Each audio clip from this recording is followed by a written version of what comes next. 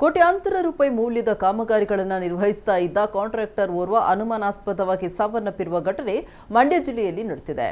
27 ವರ್ಷದ ಪವನ್ ಮೃತ ಯುವಕ 4 ದಿನಗಳ ಹಿಂದೆ ಕೆಲಸ ಇದೆ, ಇನ್ನು ಮನೆಗೆ ಬರೋದಿಲ್ಲ ಅಂತ ಕುಟುಂಬಕ್ಕೆ ತಿಳಿಸಿ ಹೊರಟಿದ್ದ. ಆದರೆ ನಂತರ ಆತ ಮನೆಗೆ ವಾಪಸ್ಸಾಗಿಲ್ಲ. ಅವನ ಮೊಬೈಲ್ ಸ್ವಿಚ್ ಆಫ್ ಆಗಿರುವುದರ ಜೊತೆಗೆ ಸಾಮಾಜಿಕ ಜಾಲತಾಣ ಖಾತೆಗಳು ಕೂಡ ಡಿಆಕ್ಟಿವ್ ಆಗಿದ್ವು.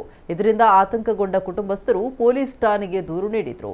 ಇದೀಗ ನಿನ್ನೆ ಶ್ರೀರಂಗಪಟ್ಟಣ ತಾಲೂಕಿನ ಕಾವೇರಿ ನದಿಯಲ್ಲಿ ಪವನ್ ಅವರ ಮೃತದೇಹ ಪತ್ತೆಯಾಗಿದ್ದು, ದೇಹದ ಮೇಲೆ ಗಾಯಗಳಿರುವುದು ಕಂಡುಬಂದಿದೆ. ಈ ಹಿನ್ನೆಲೆಯಲ್ಲಿ ಕುಟುಂಬಸ್ಥರು ಮತ್ತು ಆಪ್ತರು ಇದು ಕೊಲೆ ಆಗಿರಬಹುದು ಅಂತ ಶಂಕೆ ವ್ಯಕ್ತಪಡಿಸಿದ್ದಾರೆ.